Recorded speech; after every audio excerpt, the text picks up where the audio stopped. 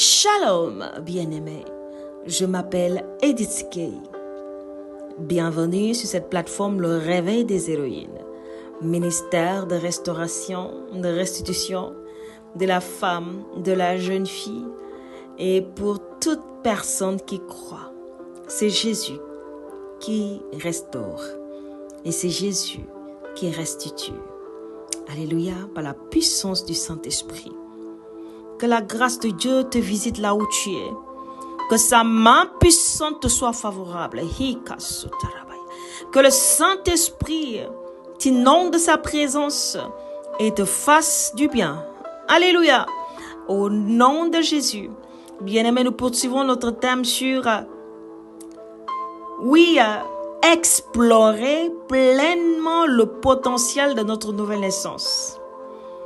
Bien-aimé, moi, je vais t'inviter à écouter les messages depuis ce début du mois afin de comprendre ce que le Seigneur veut faire avec nos vies à travers ses partages.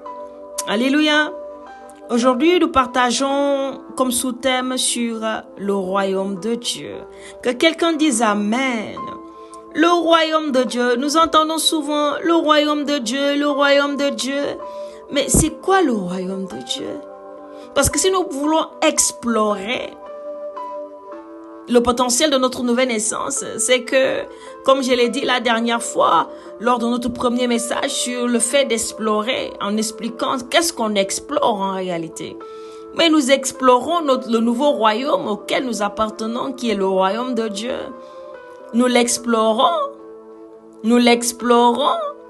pour en connaître, la contenance, pour en connaître les principes, pour en connaître le règlement intérieur, pour en connaître, en tout cas, toutes ces choses, tout ce qu'il faut afin de pouvoir mieux y vivre, mieux s'y sentir et profiter et bénéficier de toutes les grâces qui en découlent.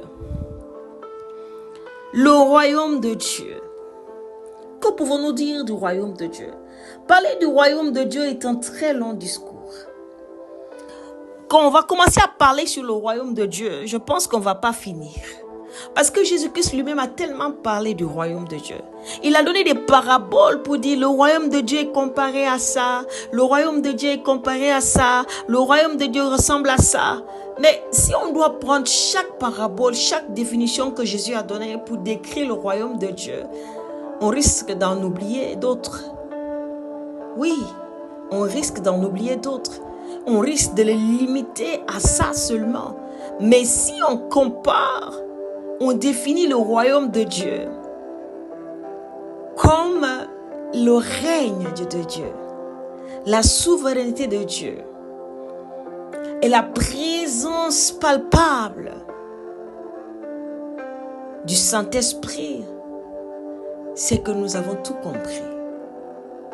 En fait, nous avons compris que il y a des choses qu'on ne finira jamais de découvrir. Il y a des choses qu'on ne finira jamais de comprendre parce que l'immensité de Dieu, on ne peut pas le contenir. Un humain ne peut pas définir Dieu du début à la fin. C'est pas possible. Dieu est infiniment grand, infiniment bon, infiniment puissant, infiniment merveilleux, infiniment beau, infiniment saint. Oh, ce Dieu-là, on ne peut pas finir de le décrire. On ne peut pas finir de le définir. On ne peut pas finir de le classer en disant oui, c'est comme ça qu'il est. Maintenant, dossier classé, on le maîtrise. Non, il est Dieu. Bien aimé, la parole va nous dire dans Matthieu 12, les versets 24 et 28. Les pharisiens ayant entendu cela dire, cet homme ne chasse les démons que par Belzéboul, prince des démons. Le verset 28 va dire, mais si, Jésus-Christ va leur répondre en disant ceci, mais si c'est par l'Esprit de Dieu, que je chasse les démons, le royaume de Dieu est donc venu vers vous. En fait, les pharisiens ont vu les miracles que Jésus faisait. Ils ont vu les malades qui étaient guéris. Ils ont vu des pécheurs qui se repentaient. Ils ont vu des vies qui étaient changées, transformées. Ils ont vu des prostituées changer de vie. Des adultères changer de vie. Des voleurs changer de vie. Ils ont vu des gens de mauvaise vie changer de vie. Ils ont vu des gens morts ressuscités. Ils ont vu tellement de choses. Ils ont entendu aussi des choses. Des gens faisaient des témoignages sur Jésus.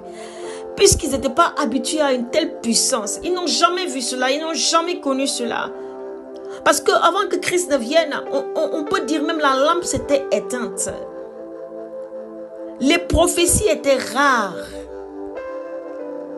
On n'entendait plus parler d'un grand prophète tel que, à l'image de Samuel, à l'image de Ézéchiel, à l'image de Ésaïe, Jérémie. On n'entendait plus parler de tels prophètes parce qu'Israël était sous la domination de l'étranger. Et on dirigeait ses pas, et c'est-à-dire sa manière de servir Dieu était aussi influencée par la politique. Et du coup, on dirait que la lampe était éteinte. La voix prophétique s'était tue. Jusqu'à ce que Jean-Baptiste vienne et commence à parler, à prophétiser sur le royaume de Dieu. Commence à parler de la repentance. A commencé à dire le royaume de Dieu est proche, le royaume des cieux est proche. Mais c'est quoi le royaume des cieux? D'autres vont penser, c'est la fin des temps, c'est quand Jésus-Christ va revenir, c'est quand Dieu va juger les vivants et les morts, c'est là où son royaume va s'établir pleinement. Mais Christ va dire dans Matthieu 12, 24, Matthieu 12, 28, en répondant aux pharisiens, si c'est par l'Esprit de Dieu que je chasse les démons, le royaume de Dieu est donc venu vers vous.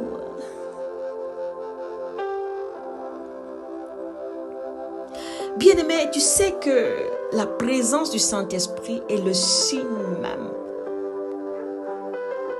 authentique et palpable du règne de Dieu, du royaume de Dieu. Et les disciples vont demander à Jésus-Christ, apprends-nous à prier. Et Jésus va le dire, quand vous priez, dites, notre Père qui es aux cieux, que ton nom soit sanctifié, que ton règne vienne. Que ta volonté soit faite sur la terre comme au ciel. Que ton règne vienne. Que ton règne vienne. Et il va répondre aux pharisiens en le disant, si c'est par l'Esprit de Dieu que je chasse les démons, si c'est par l'Esprit de Dieu que je guéris les malades, si c'est par l'Esprit de Dieu que je ressuscite les morts, si c'est par l'Esprit de Dieu que les vies sont changées, alors le royaume de Dieu est venu vers vous. Alors le règne de Dieu est venu vers vous. Alors le règne de Dieu est venu vers vous. Parce que le Saint-Esprit est la définition même du royaume de Dieu. Le Saint-Esprit est l'Esprit qui nous donne de vivre, oui, le royaume de Dieu nous donne de vivre le ciel sur la terre. Et la définition biblique du royaume de Dieu va être transcrite comme ci.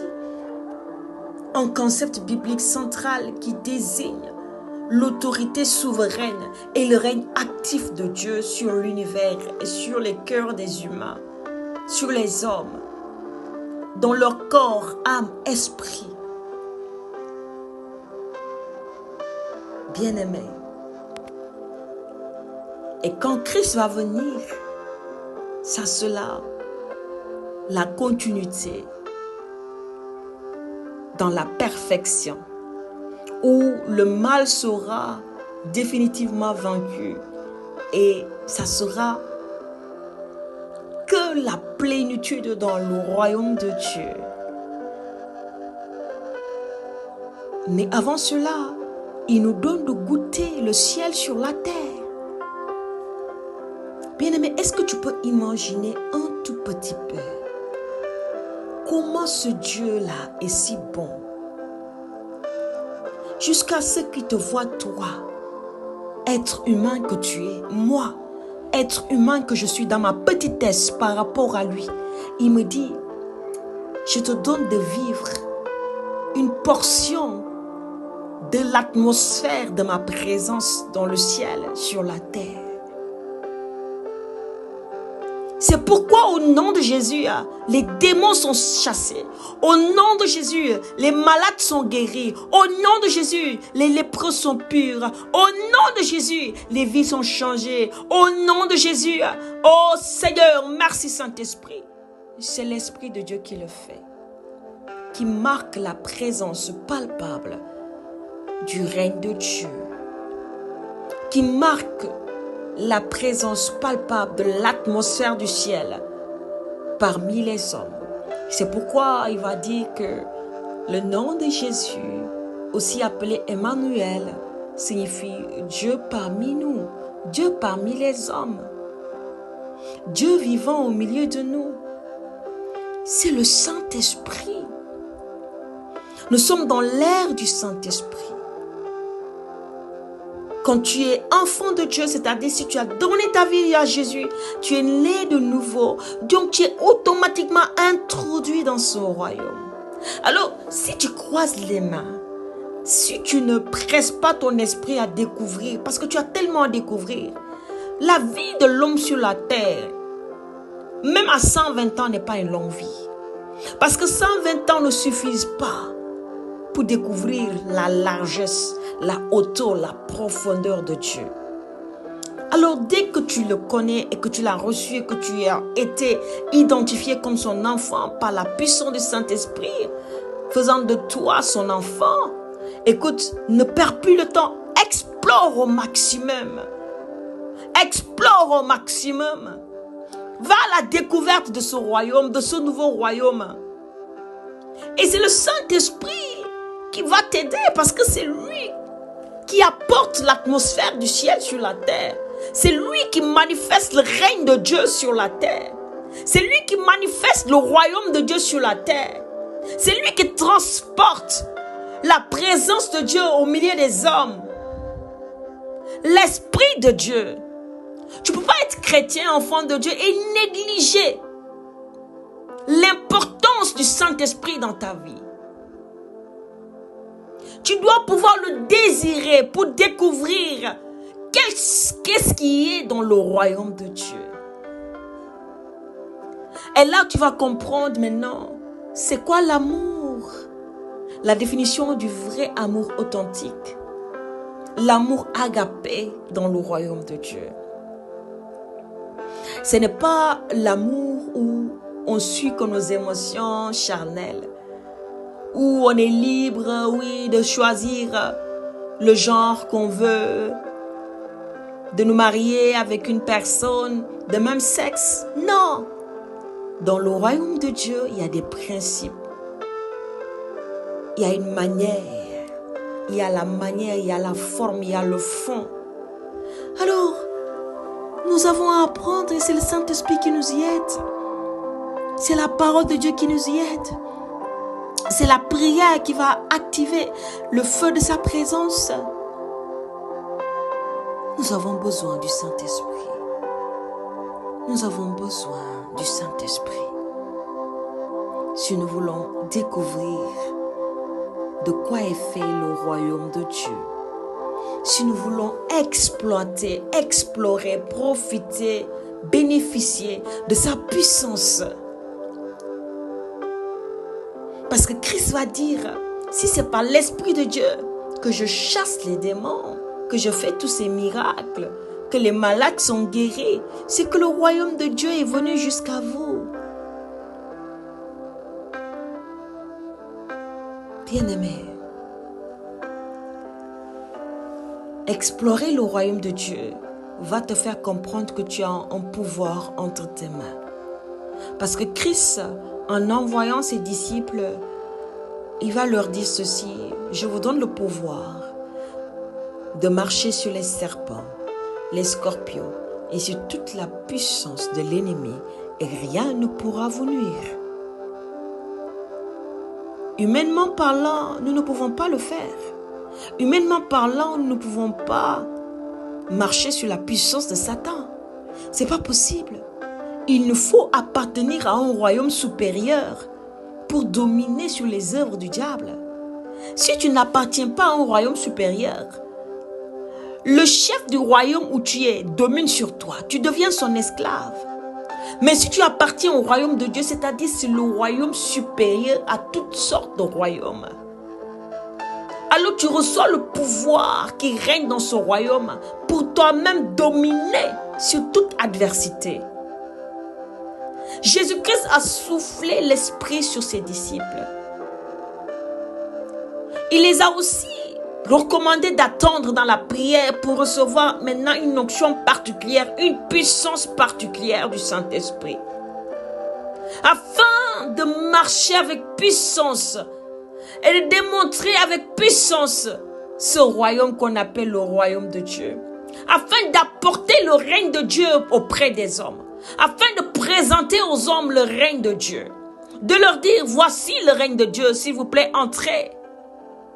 Et sortez de ce royaume satanique, démoniaque, où il n'y a point de salut ni de paix. Mais en Jésus, qui est le prince de paix, vous avez le salut, la paix pour l'éternité. Le royaume de Dieu. La présence du Saint-Esprit est la marque palpable du royaume de Dieu. Et c'est le Saint-Esprit qui fait toutes ces choses. C'est par lui que les miracles sont faits. C'est par lui que des vies sont changées. C'est par lui que nous sommes nés de nouveau. C'est par lui que nous avons l'intelligence renouvelée.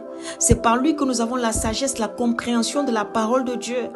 Sans l'aide du Saint-Esprit, tu ne peux pas comprendre certaines choses de la parole. Ça devient des énigmes pour toi, des paraboles. Mais quand le Saint-Esprit ouvre ton intelligence, tu comprends facilement et tu peux le communiquer facilement et aisément parce que tu es rempli de l'esprit de sagesse en toi. Est-ce que tu désires ce royaume? Désirer ce royaume, c'est désirer le Saint-Esprit. Désirer ce royaume, c'est désirer le Saint-Esprit. Désirer ce royaume, c'est désirer l'Esprit de Dieu. Car lui même est la marque du royaume de Dieu. Les prophètes de l'ancien temps sont venus, ont fait leur part. Il a fallu que le Père trouve nécessaire d'envoyer le Fils Jésus. Il est venu, il a accompli sa mission, il est reparti. Mais il a dit, je ne vous laisse pas seul, je ne vous laisse pas orphelin. C'est là où l'Esprit de Dieu est venu pour faire de l'Église la manifestation, la démonstration du règne de Dieu, de la puissance de Dieu, du royaume de Dieu. Alléluia. Par tout ce qui habite, tout ce qui consiste, tout ce qui définit la souveraineté de Dieu. Dieu est souverain. Saint-Esprit, touche les cœurs de ceux qui ont écouté ce message. Touche leur cœur pour leur montrer à qui partager ce message. Touche le cœur de ceux qui s'égarent. Touche les cœurs de ceux qui avaient fermé leur cœur à Jésus. Touche les cœurs de ceux qui ne connaissaient pas encore qui tu es. Seigneur, révèle-toi au cœur, aux pensées. Renouvelle les intelligences afin de leur faire comprendre qui tu es et c'est quoi le règne de Dieu. Et toi, tu es la marque de la puissance du règne du royaume de Dieu. Loué sois-tu, Saint-Esprit, pour ce que tu es dans nos vies. Bien-aimé, si ce message t'a touché, je t'invite à partager autour de toi afin de bénir une vie. Et je te donne rendez-vous jeudi pour notre TCM de la semaine. D'ici là, shalom chez toi.